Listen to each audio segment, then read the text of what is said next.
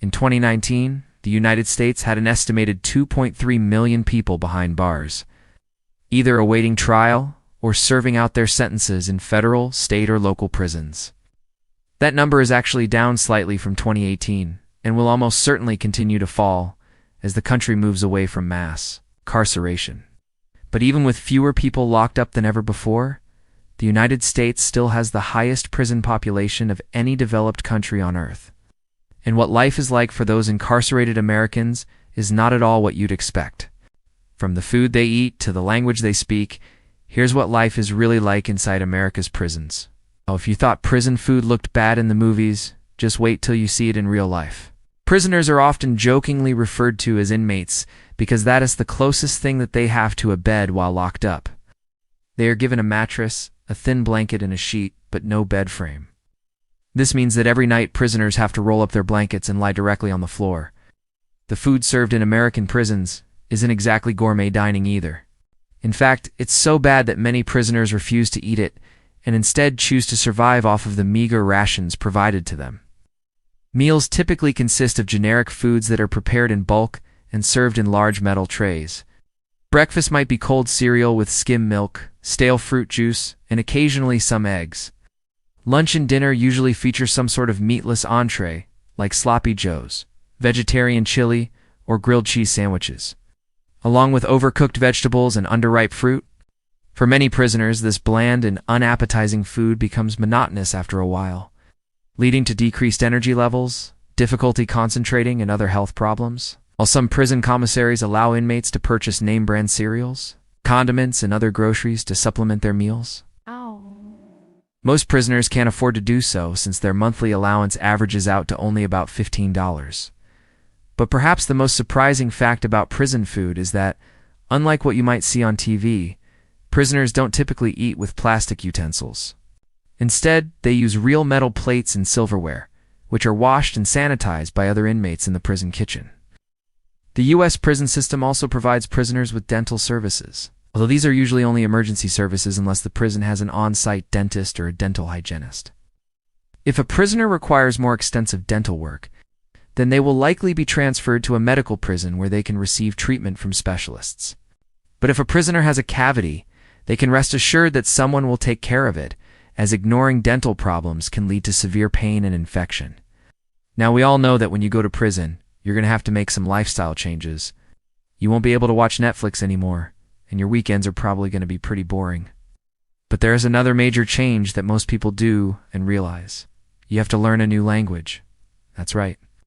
There's a secret language spoken by prisoners all across the United States called Argot, or sometimes prison English. Argot is a mixture of slang, altered pronunciation, and code words used by prisoners to communicate with each other without the guards understanding what they were saying.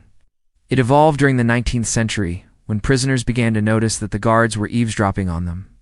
So they started using code words and phrases to keep their conversations secret. Today, there are thousands of Argot terms in common usage, like calling a cellmate your wife, or using the word fish to mean snitch. Learning Argot is essential for a prisoner's survival, since it allows them to maintain their dignity and safety while incarcerated. However, it can be difficult to learn, especially for older prisoners who may not be as adept with language or new technology. Some prisoners who have trouble picking up Argot might find themselves at risk of violence from other inmates who do untrust them or view them as a threat. When it comes to exercising in prison, inmates have two main options. They can either spend time in the prison yard or they can hit the gym. But don't picture this gym like the one that you're used to. It doesn't have treadmills, weight machines, or even free weights. It's basically a big room with a basketball court, some pull-up bars, and a few pieces of cardio equipment, like stationary bikes and rowing machines. But if none of those sound appealing, and you'd rather just stay indoors, there are plenty of other activities to choose from. Chess is a popular pastime among prisoners, as it requires little equipment and can be played with minimal supervision. Many prisons also have libraries where inmates can borrow books and magazines or even participate in literacy programs. For those who prefer more solitary activities, there's always pencil and paper games like Sudoku or crossword puzzles. Of course, there's also always music. Many prisons allow inmates to purchase radios or music players from the commissary, although they're usually only allowed to listen to pre-approved stations or playlists. Finally, there's the option of watching TV. Most prisons have common rooms with televisions that inmates can watch during their free time. But the selection of channels is limited to basic cable stations. Believe it or not, education is taken seriously in American prisons. That's right. Inmates are encouraged to pursue their education while locked up, and many take advantage of the opportunity. High school equivalency classes are offered in most prisons, and inmates can earn their GEDs by passing a series of tests. Some prisons also offer college courses, although these are less common and typically only available to inmates who have access to a computer lab. And many inmates take education seriously because they know that a good education is essential for finding a job and staying out of prison once they re-released. The truth is that a lack of education is one of the leading causes of recidivism. In fact, studies have found that inmates who earned their GEDs are 43% less likely to return to prison within 3 years of their release date. Not only does education reduce the chances of returning to prison, but it also gives inmates something productive to focus on while they're locked up. After all, there's only so much chess and music listening an inmate can do before going stir-crazy. Despite the efforts of prison officials to rehabilitate inmates through education, it's not all sunshine and roses. Many inmates face significant barriers to learning, including illiteracy, lack of motivation, and limited access to educational resources. Additionally, some prison guards and administrators are resistant to providing inmates with educational opportunities, believing that they should be punished, not rewarded. As a result, many inmates never receive the education they need to find a job and reintegrate into society successfully. If you've ever wondered what happens to a prisoner's personal belongings after they're locked up, the answer might surprise you. Unlike Hollywood movies would have you believe, most prisons don't allow inmates to bring personal items like TVs, video games, and luxury toiletries with them when they're incarcerated. However, prisoners are allowed to bring in a few personal items that can make their stay in prison more comfortable, such as photographs of family and friends, playing cards, and stationery. These items are typically held in the inmate's individual cell and are subject to search and confiscation by prison officials at any time. However, there are some items that prisoners aren't allowed to bring with them to prison, including weapons, drugs, and any item that could be used as a weapon. Any prohibited items brought into the prison will be confiscated, and the inmate may be subject to disciplinary action. Despite these restrictions, many prisoners still try to smuggle prohibited items into the prison because they can make life behind bars more bearable.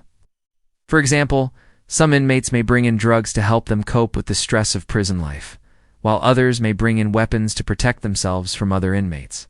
If you've ever wondered how prisoners keep themselves entertained when they're not working or participating in organized activities, the answer is usually pretty simple. They play cards. Card games are a popular pastime for prisoners because they require little more than a deck of cards and a table. They're also relatively easy to learn, meaning that new inmates can quickly get up to speed and start playing with the other prisoners. Some of the most popular card games played by prisoners include Go Fish, Crazy Eights, and Hearts. Prisoners also enjoy playing poker, blackjack, and other casino-style games, although these games are more likely to be played with other inmates as dealers, rather than with a standard deck of cards. Of course, there's always the option of playing solitaire, which is a great way for inmates to pass the time when they're feeling introspective or just want some quiet. Just don't expect them to share their winnings with you. As you can see, life in an American prison is not nearly as glamorous as the movies would have you believe. In fact, it's often downright depressing. But for those lucky enough to make it out alive, the experience can be a valuable lesson in humility, resilience, and the importance of second chances. Thanks for watching.